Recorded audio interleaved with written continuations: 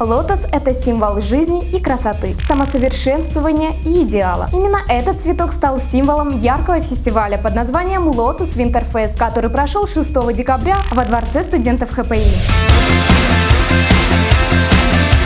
Танец – это поэзия души и тела, который помогает испокон веков выражать свои эмоции и переживания. Арт-студия МД провела 40 крупных мероприятий и открывает новый танцевальный фестиваль Lotus Winter Fest. Что такое Lotus Winter Fest? Это наш новый фестиваль, который мы организовываем впервые. Вообще мы фестивали проводим уже более 7 лет.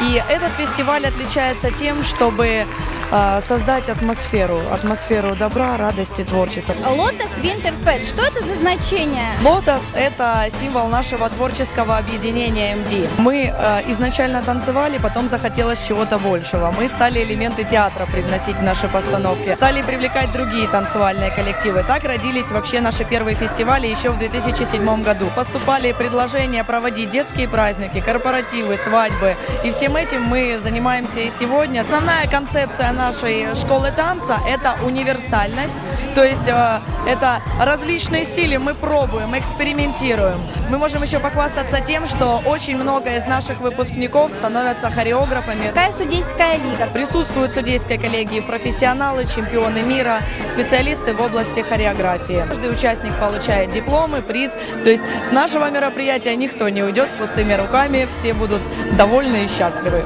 Я бы хотела сказать, что действительно вот с каждым годом фестиваль проводится на более профессиональном уровне.